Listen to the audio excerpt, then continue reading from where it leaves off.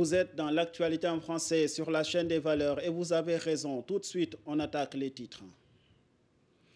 Au menu de l'actualité de ce soir, drame à Missira Wadène dans le département de Kaffrine.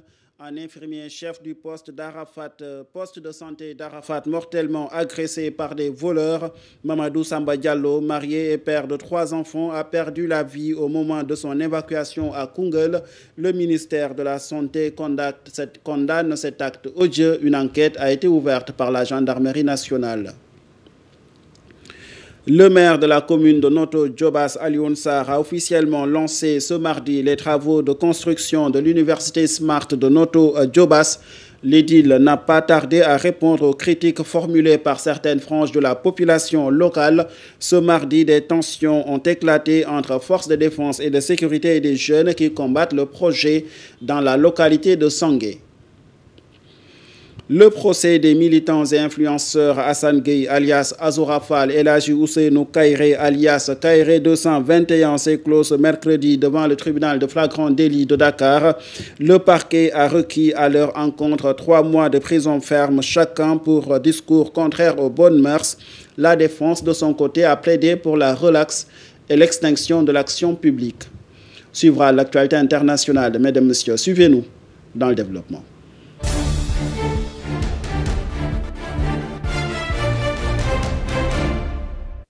Bonsoir et bienvenue. On commence avec cette note qui concerne l'ancienne ministre des Mines et de la Géologie, Aïssatou Sophie Gladima, placée sous mandat de dépôt par la commission d'instruction de la Haute Cour de justice, selon des informations exclusives relayées par le site en ligne seneweb.com. Cette décision fait suite à son audition le mercredi 21 mai 2025 dans le cadre de la reddition des comptes sur la gestion des fonds force Covid-19. Madame Gladima est mise en accusation pour un présumé détournement de deniers publics, notamment pour l'utilisation d'1 milliard de francs CFA alloués à divers projets. Parmi ces projets figure un centre gravimétrique à Kédougou qui n'a jamais vu le jour malgré un décaissement partiel des fonds. Après les plaidoiries des avocats de la défense et le réquisitoire du procureur, le tribunal de flagrant délit de Dakar a mis sa décision en délibéré le 4 juin prochain. Le procès d'Azoura Fall et de son compère Kairé 221 a eu lieu ce mercredi au tribunal de grande instance de Dakar, poursuivi pour propos contraires aux bonnes mœurs. La défense a plaidé pour la relaxe de ses clients ainsi que l'extinction de l'action publique. Les explications de Maître Bamba Sissé. C'est qu'on a estimé que ce sont des faits d'injure publique. Quand des faits d'injure publique sont commis par un particulier, sans plainte, le procureur ne peut pas prendre l'action en charge. Parce que la plainte est une condition de recevabilité des poursuites en matière d'injure ou en matière de diffamation. Le procureur a changé la qualification pour viser une qualification qui lui permet de s'autosaisir. Et c'est là où on a dénoncé un contournement de la procédure. C'est en des termes assez simples. C'est pourquoi on a estimé que les faits, à la limite, pouvaient recevoir la qualification d'injure publique. Et je le répète encore une fois, l'argument de la défense n'est pas de justifier une sortie de route de qui que ce soit. Mais il s'agissait pour la défense d'inviter tous les acteurs à se conformer aux règles de droit. Parce que quand quelqu'un injurie publiquement, ce n'est pas normal de changer la qualification pour le poursuivre. Parce que la procédure pénale obéit à une logique. Nous avons démontré que l'accusation n'était pas la bonne et qu'il s'agissait de faits d'injure publique adressés à 2 particuliers. Et donc, après cela, nous avons demandé à ce que Azoura Fall et Kairé soient relaxés purement et simplement. Sinon que l'action publique intégralement aussi la justice sénégalaise. C'est ce drame qui s'est produit à Missira Wadène dans le département de Kaffrine où un infirmier chef du poste de santé d'Arafat a été mortellement agressé par des voleurs. Mamadou Samba Diallo a été tué dans la nuit du mardi à mercredi aux alentours de 4 heures du matin par des individus non encore identifiés dans son logement 6 dans son lieu de travail. Des individus à bord d'un véhicule 4x4 se sont introduits vers les coups de 4 heures du matin au niveau du poste de santé d'Arafat pour voler des moutons qui se trouvaient derrière le logement. L'ICP, qui est sorti pour voir ce qui se passait, a eu la malchance de tomber sur ces voleurs qui l'ont asséné plusieurs coups de manchette, entraînant son décès lors de son évacuation à Koungheul. Le ministère de la Santé a condamné cet acte odieux. La gendarmerie nationale a ouvert une enquête pour comprendre les causes de ce drame. Lutte contre les inondations au Sénégal. Le gouvernement, sous la houlette du ministère de l'Assainissement et de l'Hydraulique, prend les devants. Cheikh Tidiane Dièye était en visite à Tivaouane ce week-end dans le cadre de ses visites de terrain à l'approche de l'hivernage. À PAM, un site de collecte stratégique des eaux pluviales, le ministre a invité les populations à ne pas barrer les caniveaux avec des ordures pour faciliter le travail à ses équipes techniques. Suivons ses propos. La dynamique du ministère, c'est d'impliquer tout le monde, de réfléchir ensemble et de collaborer avec la mairie. Et je saisis l'occasion pour aussi lancer un appel à la communauté, à la population de Tivaouane, parce que c'est ce que nous faisons partout. Cet hivernage, nous le plaçons sous le sceau de l'engagement communautaire, de l'implication des acteurs et de la participation de tout le monde. Ça va être un hivernage qui sera géré par toute la population sénégalaise. Nous mettrons ensemble le dispositif technique qu'il faut, mais nous aurons besoin de l'implication des communautés. D'ailleurs, le Khalif, et je me permets de le dire, a aussi dit qu'il nous faut tous ensemble travailler à éviter de créer les conditions qui nous causent des problèmes. Parce que si nous salissons nous-mêmes les ouvrages, si nous jetons des ordures, si avec la tabaski qui va arriver et autres, les ouvrages curés, nous les salissons et nous jetons des ordures et des détritus, et bien évidemment, nous aurons des inondations. Donc, c'est à nous de nous ajuster du point de vue de nos comportements. Et donc, je lance un appel à chaque Sénégalaise et chaque Sénégalais d'être un porteur de voix, de contribuer à la sensibilisation et de nous aider à réussir cet hivernage. Évidemment, enfin, quel que soit notre niveau de préparation, je l'ai dit, nous sommes dans un contexte de changement climatique. À l'échelle où, tenant compte des capacités financières du pays, de nos moyens humains et techniques, tout ce qui peut être fait est en train d'être fait et on sera prêt à l'échéance que nous avons déjà déterminée. Défense et sécurité, ils auront pour principale mission la sécurisation du scrutin présidentiel et de celle du palais du gouvernement en Guinée-Bissau. Ce mardi, le 4e détachement sénégalais de soutien à la paix en Guinée-Bissau a reçu le drapeau national avant son déploiement sur le terrain.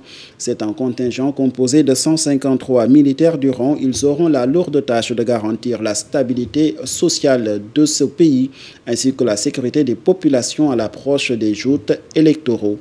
Suivons les explications du général de brigade Simon Dour au micro de Khalil Sek. Notre premier contingent est déployé officiellement le 18 mai 2022.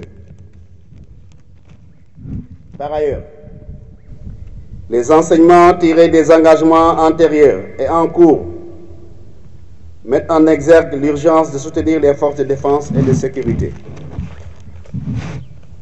de la Guinée-Bissau pour assurer le succès dans leur mission de protection du président de la République, des autorités civiles et de la population.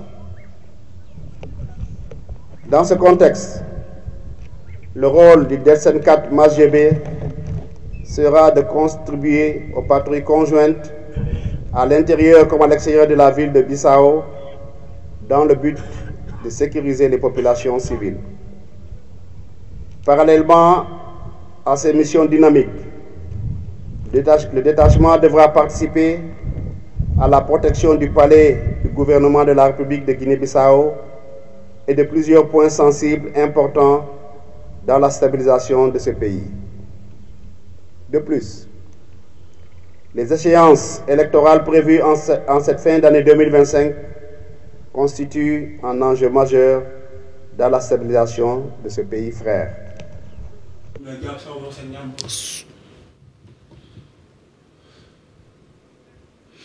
Noto Diobass, vive tension entre les forces de défense et de sécurité et les populations à Sangué. Ces dernières ne veulent pas voir l'érection d'une université smart sur leur sol.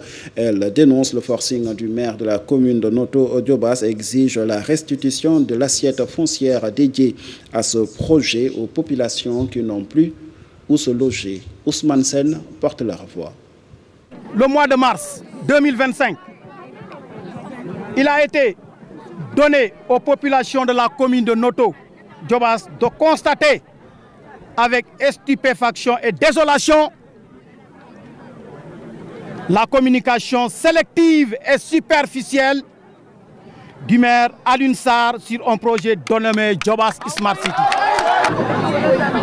À en croire notre édile, le dit projet aurait pour vocation de transformer le foncier communal en un terroir attractif,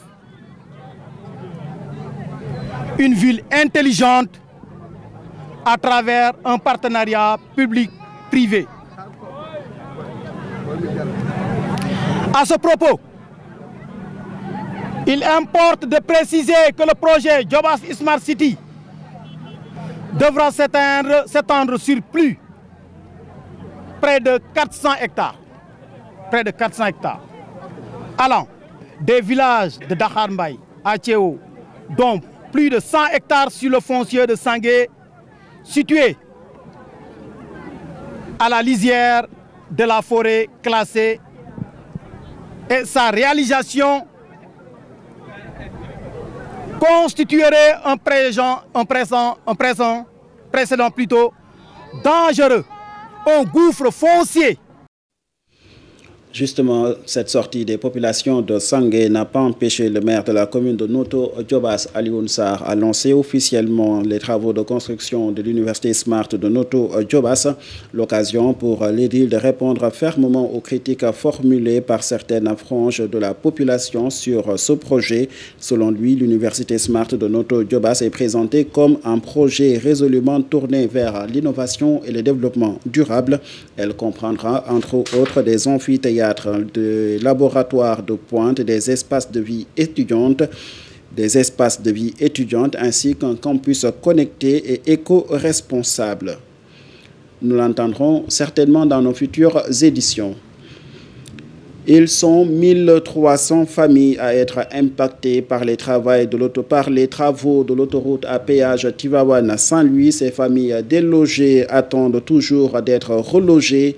Une assiette foncière de 50 hectares leur a été octroyée par le gouvernement. Aujourd'hui, ces impactés demandent l'allègement des procédures cadastrales et un appui financier pour commencer la reconstruction. Le porte-parole Ousmane Ndiaye que je vous propose.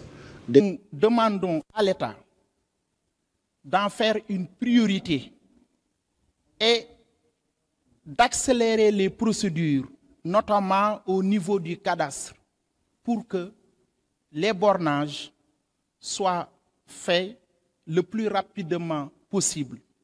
Nous demandons également à l'État de prendre entièrement en charge les frais de bornage, parce que nous voulons y habiter le plus rapidement possible. Nous demandons également à l'AGEROUTE de faire la voirie, de mettre l'eau et l'électricité à la disposition du collectif des impactés au niveau de cette assiette foncière. Nous voulons également que l'État fasse de cette délibération un bail pour sécuriser l'assiette foncière. Parce que comme vous le savez, la délibération ne dure que pour 2 ans. Et nous savons la procédure au niveau du cadastre qui est extrêmement lente.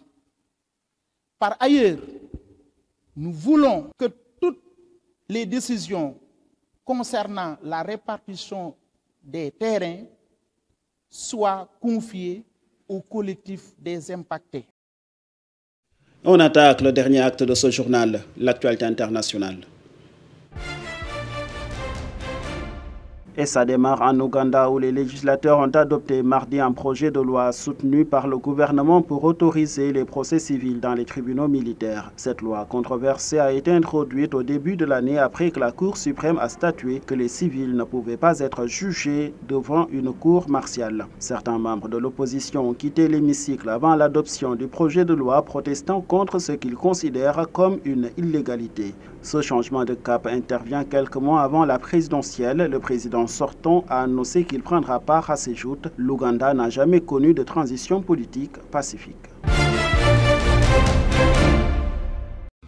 Ensuite, l'Union européenne a levé les sanctions imposées à l'économie syrienne tout en maintenant celles qui visent l'ancien régime Assad, a annoncé mardi la plus haute diplomate de l'Union européenne. La responsable de la politique étrangère, Kaja Kallas, s'est exprimée après avoir présidé une réunion des ministres des Affaires étrangères. Elle a déclaré que cette décision visait à éviter la pauvreté et le radicalisme dans le pays après plus d'une décennie de guerre civile qui a fait fuir des millions de personnes, y compris vers l'Europe. Les sanctions sont conditionnelles et pourrait être reprise si le nouveau gouvernement d'Ahmed al-Shahra ne parvient pas à maintenir la paix, a précisé Mme Kallas. Enfin, le gouvernement britannique a annoncé la suspension des négociations de libre-échange avec Israël et de nouvelles sanctions à l'encontre de l'État hébreu pour ses actions militaires à Gaza. Ces mesures ont été prises le lendemain de la condamnation par le Royaume-Uni, la France et le Canada de la manière dont Israël a géré la guerre à Gaza et de ses actions en Cisjordanie occupée. La pression internationale s'est accrue sur Israël à la suite d'un blocus de près de 3 mois des approvisionnements de Gaza qui a donné lieu à des alertes à la famine. Les États-Unis, alliés indéfectibles d'Israël, ont également exprimé leur inquiétude face à la crise de la faim qui ne cesse de s'aggraver sur le terrain. Justement, nous en arrivons à la fin de cette édition. Merci de l'avoir suivi et merci à toute l'équipe qui a aidé à sa réalisation. Excellente suite de programme sur nos antennes.